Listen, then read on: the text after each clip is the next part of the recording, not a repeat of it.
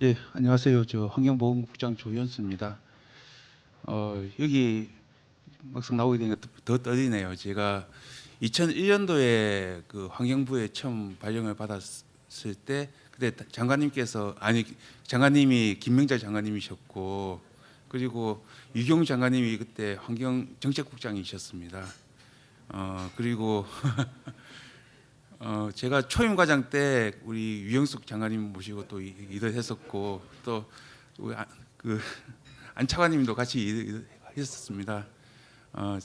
제가 지금도 좀 어리버리하지만 그때는 훨씬 더 어리버리했었는데 그때 또 많은 그 지도 편달을 받아서 또 이나마 좀 발전한 것 같습니다. 예.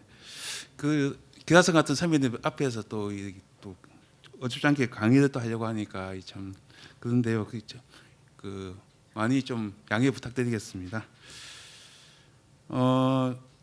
가습기 살균제 문제는 제가 그 공무원으로 있을 때나 아니면 또 공무원 그만두고 뭐 제가 죽기 전까지 아마 평생 그 기억될 그 과제일 것 같습니다. 제가 환경보건정책과장을 하면서 23개월 동안 이 가습기 업무를 또 했었고 그때 또 우리 하미나 교수님이 국장으로 모시고 같이 일을 했었는데 그때 제가 평생에 들어 먹을 욕을 다 그때 다 들어 먹었습니다. 예. 그리고 그 다시 또 국장으로 왔는데 그 과장할 때 어느 정도 일이 해결된 줄 알았는데 전혀 그건 아니고 또 계속 또 앞으로 해야 될 일이 많은 것 같습니다. 지금도 아주 논쟁적인 사안인데요. 어쨌든 그 또 주어진 대로 또 열심히 최선을 다해 할 수밖에 없지 않겠나 싶습니다. 예, 그 본격적으로 한번 들어가 보도록 하겠습니다. 잘 아시겠지만 그 가습기 살균제 사건이 11년부터 그 본격적으로 대두되기 시작했고요. 그 원인은 보면 PHMG 이것을 갖다가 처음에는 카펫 향균제로 그 도입을 했었는데 이것을 용도를 변경해서 이것을 그 가습기 살균제로 사용을 했기 때문에 그것이 흡입 독성 때문에 이렇게 큰 피해가 발생을 하게 된 것입니다. 처음에는 그 질본에서 그 피해 구제를 하다가 이게 이 업무가 당시 환경부로 이관이 되게 됐고요. 그리고 17년도에 가습기 살균제 특별법을 제정을 하게 되었습니다. 그리고 1차 개정, 2차 개정이 있었는데 2차 개정 때 제가 담당 과장으로서 그때 좀 법원 개정에 직접 참여를 했었습니다. 그때 단순한 폐 질환뿐만 아니고 그 전반 종합적인 건강 피해를 다 봐서 이렇게 피해자로 인정을 하기 시작했고 그 덕분에 그 피해자 규모가 대폭 확대되게 되었습니다. 그리고 그 지원 규모도 그 금액 자체의 단가를 엄청 상향을 했었습니다. 그래서 그 금액적인 문제 때문에 또 피해자와 이런 욕을 좀 많이 듣기도 했습니다. 그때 그 어느 정도 좀 해결되지 않았나 싶었지만 계속 그 문제는 계속되어 있었고요. 그리고 또 기업에 대해서 계속적인 책임을 묻기 위해서 추가 분담 제도도 그때 도입을 했었습니다. 그리고 그 이후에 그 사적 조정을 그 추진을 했었는데 이것이 무산이 된 적도 있습니다. 예. 그리고 그 대법원 판결도 아까 그 김태호 교수님께서 말씀하셨는데 그 PHMG 관련한 그 살균제 피해 국가 책임을 인정하게 되었습니다. 그 이유가 뭐냐면 당시 신청서상 용도는 카페트용 향균제였는데 이것을 그 노출 환경 전제로 유해성 심사를 했었는데 그 전제 조건이 없이 그냥 단순하게 비유독물로 고시한 책임이 국가에 있다는 이유로 그 국가 책임이 인정되게 된 것입니다. 이것이 그 우리 그 가습기 살균제 피해 구제의 큰 전환의 계기가 되었 것 같습니다. 그래서 그 올해 9월달에 작년 9월달에 그 본부처 TF를 구성 운영을 했었고요. 그리고 작년 말에 종합 지원 대책을 발표를 했습니다. 그리고 동시에 그 정부 개정안을 발의가 있었습니다. 그 발의한 이후에 저희 기후부 그 실무자들도 열심히 국회에 다니면서 노력을 했습니다만 또 이게 배상 체계 전환에 대한 그 의원님들의 그런 공감대가 형성이 되어 있었기 때문에 엄청 빠른 시에 대해 보시면 아시겠지만 그 법이 통과가 되게 되었고요. 그리고 시행은 올해 10월 8일에 되게 됩니다. 그리고 참고로 말씀드리면 구제급여 지급 대상은 현재 그 한 6천 명 정도 피해자로 인정을 받게 되었습니다. 먼저 그 종합지원대책에 대해서 말씀을 좀 드리겠습니다. 가습기 상규제 사건을 참사로 규정을 했고요. 그리고 그 손해배상 책임 주체를 기업과 국가로 확대를 하게 되었습니다. 그리고 기존의 그 기후부 소속의 피해구제위원회를 국조시 소속의 배상심의위원회로 개편을 하게 됩니다. 다만 그 제도 운영이라든지 소통 지원 같은 업무는 계속 기후부에서 수행을 할 예정입니다. 그리고 그 사회 보장적 성격의 시혜적 성격의 피해구제 체계를 책임이 따른 배상 체계로 전환하는 것이 가장 큰 특징이라고 되겠습니다. 그래서 개별 손해에 대해서 온전한 회복을 도모하고자 합니다.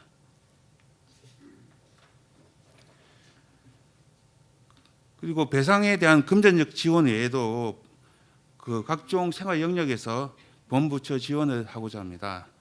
그래서 안심국방 이행을 위한 피해자 배려를 위해서 그 사회복무는 지하철 등 재난 안전 분야는 근무를 제외하고 현역은 주특기에서 소총이라든지 박격포 등을 제외하는 배려를 할 예정입니다. 그리고 청소년 피해자 교육금 및 치료 여건 보장을 위해서 질병 결석에 대한 인정 사유를 명확히 하고 그리고 인접 학교 배정이라든지 대학교 등록금 지원을 할 예정입니다. 그리고 든든한 취업 지원 외에 치료 효과 담보 등도 하고자 합니다. 다음 그 전문성 소통 강화로 피해자 신뢰를 회복하도록 하겠습니다. 피해 조사 발굴 전주기 지원을 하고 그리고 피해자 소통 공간을 그 서울역 인근에 마련을 했습니다. 그리고 그 소통 공간을 활성화하고자 합니다. 그리고 담당 조직인 한국환경산업기술원의 전문성을 제고할 계획입니다. 다음은 그 가습기 살균제법 그 주요 내용에 대해서 간단하게 말씀드리겠습니다. 아까도 말씀드렸지만 가습기 살균제 사건을 참사로 규정에 달하는 것이 피해자의 요구였습니다. 그 요구대로 참사로 규정을 하고 국가의 책무 및 배상 책임을 명시하고 그리고 배상 체계로 전환을 했습니다. 그리고 법령 목적에 희생자 추모를 추가를 했습니다. 특히 그 박스 하단을 보시면 오른쪽 하단을 보시면 기존 피해 구제 주체 사업자였는데 이것이 국가 플러스 사업자로 해서 국가도 손해배상 책임을 지도록 명시를 하게 되었습니다. 다음 그 손해배상 그 조직 차원에서 국무총리 소속의 배상심의위원회로 개편을 하였습니다. 그래서 30인 이내의 배상심의위원회가 구성되도록 되어 있고 50% 이상은 법조인으로 구성하도록 할 계획입니다. 그리고 그 배상 그 가습기 살균제 피해관리센터 기술원에 가습기 살균제 피해관리센터를 두고 여기서 배상금이라든지 치료비 지급을 하고 피해자 지원을 하게 됩니다. 그리고 과학원에 보건센터를 지정해서 여기서 건강영양에 관계된 인과관계를 연구할 계획입니다. 지금도 계속 지금 하고 있는 상황입니다. 그리고 그 손해배상금 신청과 지급 결정 절차를 규정을 하고 그리고 손해배상금 지급 결정에 동의 시 재판상 화해가 성립되는 것으로 했습니다. 당연히 그 불복할 경우에는 재심 또는 정식 재판 청구도 가능합니다. 손해배상 절차는 표와 같습니다. 그래서 유족이 국조시 지원단의 국장급 조직을 구성할 계획입니다. 그 지원단에 배상 신청서를 신청을 하고 그리고 전문위원회에서 사전 검토를 한 이후에 국조시 배상심의위원회에서 심의 의결을 하게 됩니다. 그리고 그 피해자 유족에게 그 지급 결정을 하게 되고 그리고 최종적으로는 기후부에서 좀 더 정확하게는 기수도원에서 배상금 지급을 하게 됩니다.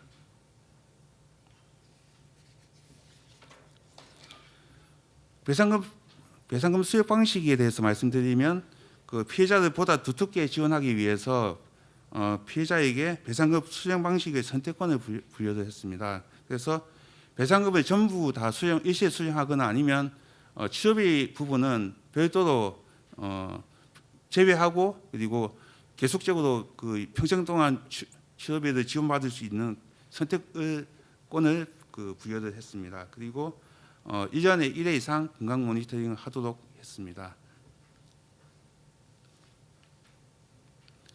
다음 손해배상 청구권 보장을 위해서 소멸시효를 폐지를 했습니다. 일부. 그래서 현재는 단기 소멸시효는 안 날부터 10년, 장기 소멸시효는 발생한 날부터 30년이었는데 장기 소멸시효는 폐지를 하고 그리고 단기 소멸시효도 폐지를 하고자 하였습니다만 이것은 법칙에상 불가능하다는 법무부 등 관계부처의 반대 때문에 단기 소멸시효는 어쩔 수 없이 존치를 하게 되었습니다. 다만 배상 신청 날부터 중단 사유를 둬가지고 10년을 새로 시작할 수 있도록 그렇게 했습니다. 그리고 손해배상에 있어서 가장 중요한 재원 확보 문제입니다. 피해 구제 자금을 운영하기 위한 별도 위원회를 현재도 운영을 하고 있는데요. 그래서 총액을 피해 자금 운영 위원회에서 일단 계산을 하게 됩니다. 계략적으로 산정을 한 이후에 정밀 나중에 사후 정산을 하는 구조입니다. 그리고 피해 구제 자금은 정부 추정금과 기업 분담금으로 구성을 하게 됩니다. 그래서 기업 분담금 완납 유도를 위해서 미납시 제재 조치도 강화를 했습니다. 그래서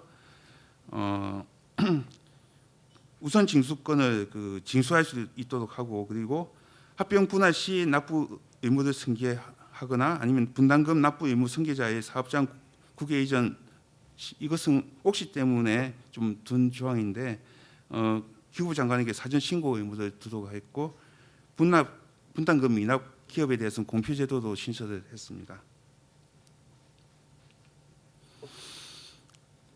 그리고 전생의 지원은 아까도 말씀드린 바와 같이 본부처 대책에 있는 것을 법적으로 뒷받침하기 위해서 우선 배정이라든지 교육비 지원 그리고 치료휴가 지원 그리고 국민건강보험공단에서 대납할 수 있도록 하는 부분에 대해서 법적인 규정을 뒷받침했습니다. 그리고 자발적으로 기탁되는 거품 같은 경우는 기존에 또 옥시에서 50번을 기반 돈이 있는데 이것은 피해 구제 자금으로 비속할 수 있도록 법적인 근거를 마련했습니다. 그리고 피해자 권리 보호 차원에서의 권리 보호 관련 조항은 현행과 유사하게 규정을 지금 하고 있습니다. 그래서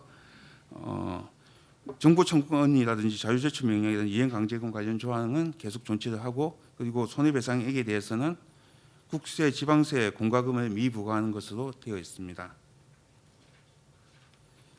다음 마지막이 부칙입니다. 부칙 같은 경우는 법 시행 전에 배상심의위원회, 전문위원회, 구제자금 운영위원회, 지원조직을 구성 가능하도록 함으로써 신속한 배상이 될 수 있도록 하고자 합니다. 그리고 배상심의 결정 금액에서 기 지급받은 구제급여는 공제하고 지급을 하도록 하고 있습니다. 이 조항 때문에 피해자들의 불만이 좀 많은 것이 사실입니다. 그런데 현행 법령이라든지 기존 소송에서도 또 피해자의 손해배상액 산정 시 기 지급받은 구제급여를 차감하는 것 때문에 이것은 어쩔 수 없는 것이라고 볼 수밖에 없습니다. 그리고 기존에 피해 구제를 받는 자는 손해배상금을 신청한 것으로 간주를 하되 그리고 시행 후 6개월 이내 필수 서류 제출할 필요가 있다고 했습니다. 그리고 기존에 인정받으신 분들 같은 경우는 추가 서류는 최소화돼 본인이 더 원하시는 서류 같은 경우는 더 제출할 수 있도록 그렇게 했습니다. 그리고 그 배상 체계 전환 과정에서의 그 지원이 끊기지 않도록 하기 위해서 경제적 공백 방지를 위해서 손해배상금 지급 시까지 구제급여 지급은 계속 유지하는 것으로 했습니다.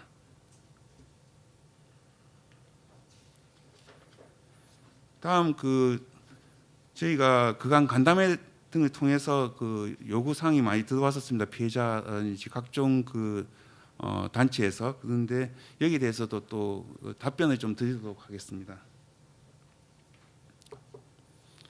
첫 번째, 국가가 전적으로 책임지고 온전한 배상을 한다는 것을 법에 명시해달라는 요구에 대해서는 국가가 전적으로 책임지는 것은 직접적인 배상 주체인 기업에게 면죄부를 줄 수 있으며 오임자 책임 원칙 그리고 판례 등에 따라 고려시 고난하다는 것이 우리 입장이고요.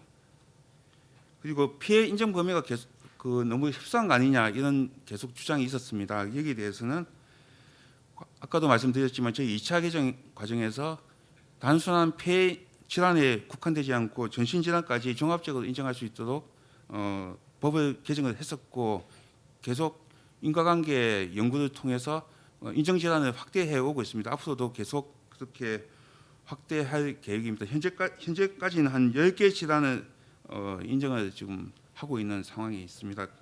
폐암이라든지 기도 질환까지 현재 피해 질환으로 인정을 하고 있는 상황입니다. 다음 위자료 기준을 대법원의 영리적 불법행위 기준 3억에서 6억 정도로 명시해달라 이런 부분이 있는데요. 이것은 저희가 민법이라든지 국가배상법 관계법령에 따를 부분이고 그리고 구체적인 기준 같은 경우는 국가배상심의위원회에서 마련할 계획으로 있습니다.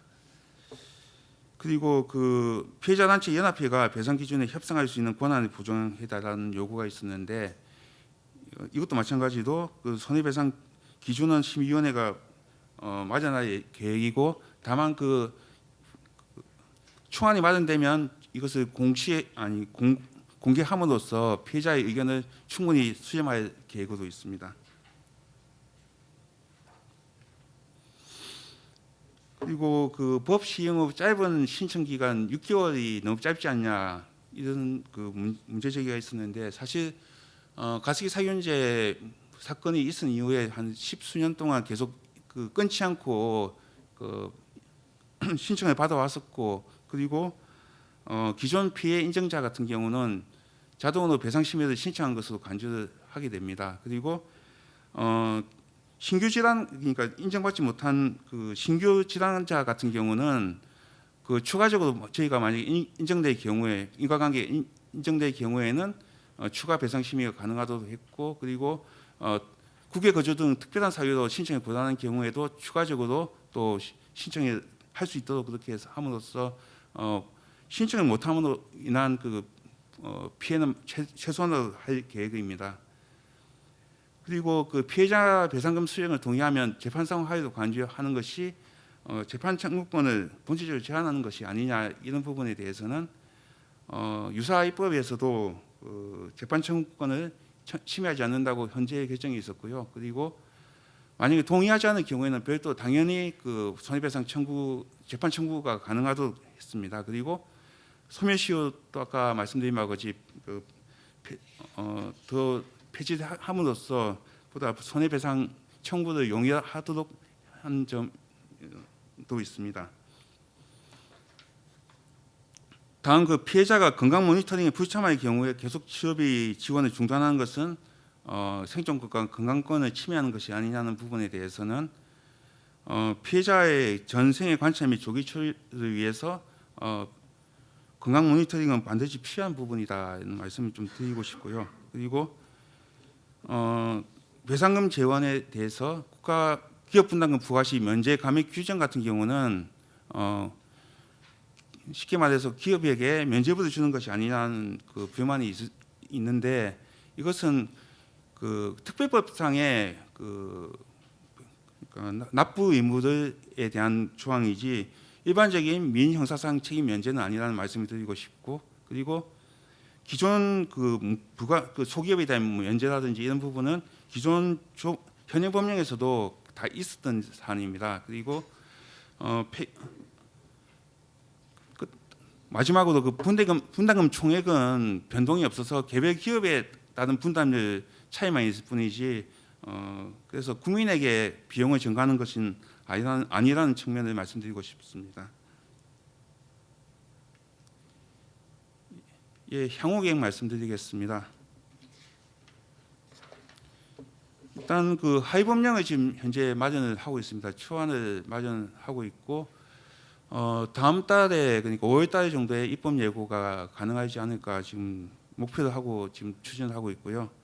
그리고 정부가 부담해야 될 부분에 대한 예산 편성을 지금 하고 있습니다. 그리고 기업 분담금에 대해서는 올해 말에 아마 그 추계가 그 위원회에서 있지 않을까 싶고 내년 초에 한 실질적인 징수가 이루어지지 않을까 생각을 하고 있습니다. 그리고 그 배상 체계 전환 사전 준비를 위해서 국조실에서 현재 지원 조직을 지금 구성을 추진을 하고 있습니다. 그래서 빠르면 5월 말, 늦으면 6월 정도에 지원 조직이 국장급 조직이 구성이 되지 않을까 기대를 하고 있습니다. 그리고 하반기에는 배상심의위원회 구성에 돌입을 하게 됩니다. 그래서 법 시행 전에 배상심의위원회가 구성될 수 있도록 그렇게 하겠습니다. 그리고 법 시행이 10월 8일이기 때문에 법 시행되자마자 그 배상 신청 접수가 이루어질 수 있도록 하고, 또 배상심의위원회에서 해야 될 중요한 업무 중에 하나가 배상 기준을 마련하는 것입니다. 그래서 배상 기준 마련을 위해서 사전 준비를 국조실 차원에서 준비를 지금 하고 있습니다. 그리고 본부처 종합지원대책 이행점검을 계속 해 나가도록 하겠습니다. 피해자에 대한 완전한 구제와 배상을 위해서 저희 또 기후부와 저는 또 부족한 능력이 있지만 최선을 다하도록 하겠습니다. 감사합니다.